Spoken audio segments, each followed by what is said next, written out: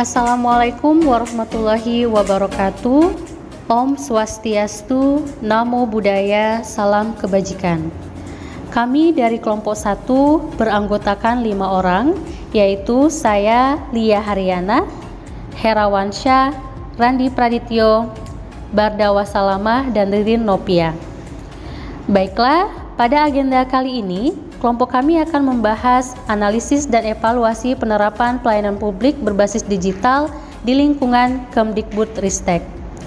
Berdasarkan visi Presiden RI tahun 2019 mengenai pengembangan sumber daya manusia menuju birokrasi berkelas dunia, maka dilakukan berbagai macam percepatan transformasi digital di berbagai lini. Salah satu sistem digital yang digunakan di lingkungan Kementerian Pendidikan dan Kebudayaan, Riset dan Teknologi adalah Sikito. Sikito merupakan salah satu layanan yang dilakukan oleh Lembaga Layanan Pendidikan Tinggi Kemdikbudristek yang berbasis digital. Sikito merupakan singkatan dari Sistem Kepangkatan Jabatan Fungsional Online untuk dosen pada perguruan tinggi. Berikut adalah menu yang terdapat pada Sikito, terdiri dari dashboard, kemudian menu profil yang sudah tersinkronisasi dengan data sister, kemudian ada berkas pendukung yang terdiri dari Tridharma Perguruan Tinggi, ada menu pendidikan, pengajaran, penelitian, pengabdian, kemudian menu penunjang, dan ada menu pengajuan serta notifikasi dan menu logout. Selanjutnya kegiatan input. Pada kegiatan input ini kita harus mempersiapkan dokumen atau berkas yang berkaitan dengan aplikasi Sikito. Berkas dan dokumen yang harus dipersiapkan dimulai dari fitur berkas pendukung yang terdapat dalam Sikito. Berkas pendukung yang harus dipersiapkan yaitu scan ijazah, scan transkrip nilai terakhir, kemudian scan abstrak atau ringkasan hasil penelitian tesis atau disertasi, scan penilaian kinerja 2 semester terakhir, dan beberapa berkas pendukung lainnya. Kemudian pada fitur pendidikan, kita tidak perlu mempersiapkan berkas atau dokumen, karena di sana hanya mengklaim pendidikan yang harus kita tuju. Misalnya, pendidikan S2 dengan kriteria sebagai dosen baru sekarang, maka kita mengklaim berkas yang akan kita urus atau pangkat yang akan kita tuju, yaitu asisten ahli. Begitu juga dengan penyesuaian-penyesuaian lainnya. Kemudian ada juga berkas pengajaran, kita membutuhkan scan SK mengajar, lalu ada bukti kinerja, misalnya daftar nilai, daftar hadir, dan jadwal perkuliahan.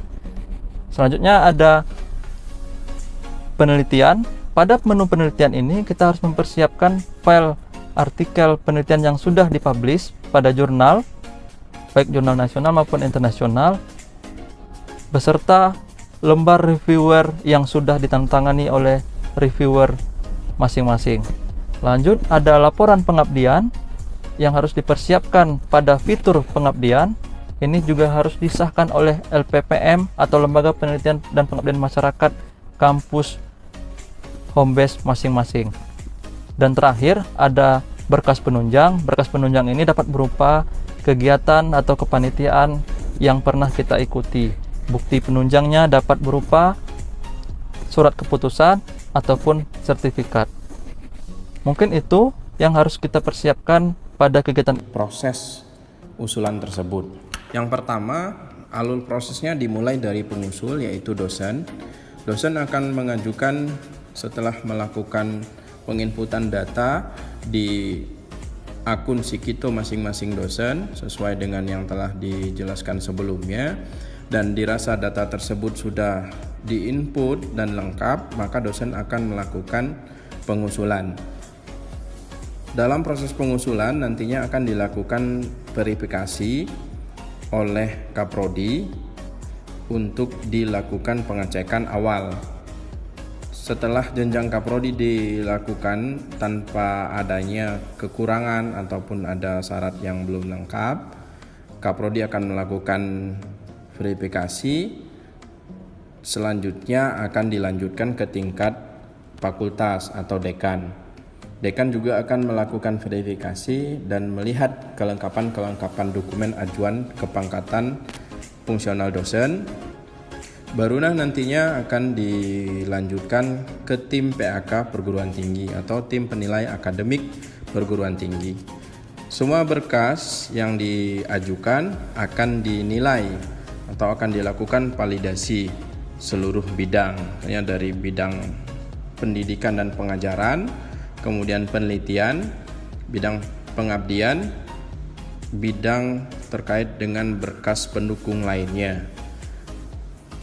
Apabila semua itu dirasa sudah dinilai oleh tim PAK, maka akan naik ke pimpinan perguruan tinggi atau setingkat rektor atau ketua ataupun direktur, dan akan diusulkan oleh pimpinan perguruan tinggi ke LL-Dikti 2. Dalam proses usulan ini nantinya di LL-Dikti 2 akan dilakukan pengajuan kepada tim penilai.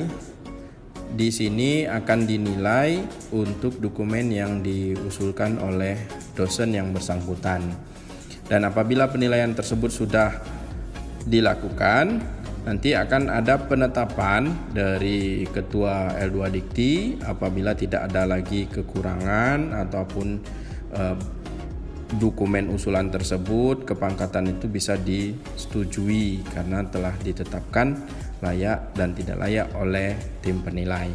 Apabila tidak, maka dari L2 Dikti akan melalui helpdesk atau admin Sikito akan menghubungi admin PT untuk menginformasikan kepada pengusul bahwa ada kekurangan dokumen atau dokumennya ditolak. Nah, apabila sudah ditetapkan oleh ketua L2 Dikti dan disetujui, dan itu akan langsung dikonfirmasi ke pengusul dan juga akan diinformasikan oleh L2 Dikti 2 ke admin PT bahwa dokumen usulan telah disetujui.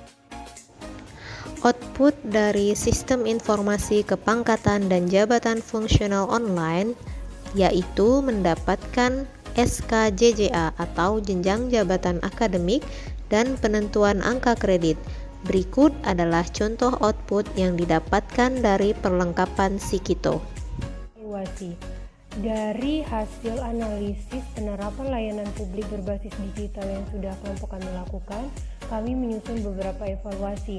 Yang pertama, belum terintegrasinya Sikito dengan Sistem Informasi Akademik Perguruan Tinggi di bawah Lembaga Layanan Pendidikan Tinggi atau LL-Dikti 2. Yang kedua, belum terintegrasinya Sikito dengan Science and Technology Index atau SINTA Kemendikbudristek, di mana aplikasi SINTA ini berisi soal pengukuran kinerja ilmu pengetahuan dan teknologi yang berupa kinerja peneliti, jurnal, institusi, iptek, dan penulis jurnal.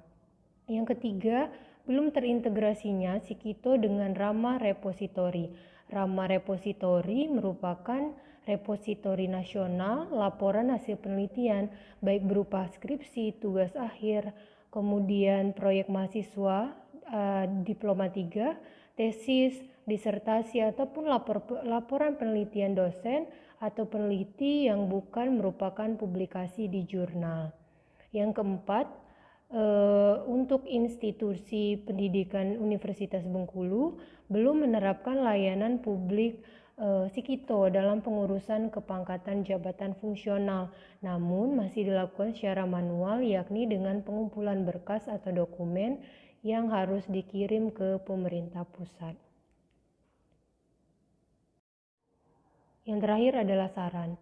Saran yang ingin kami sampaikan adalah yang pertama, diharapkan agar L2 Dikti dapat merancang program Sikito agar terintegrasi dengan aplikasi Sistem Akademik Perguruan Tinggi, SINTA, dan Rama Repository.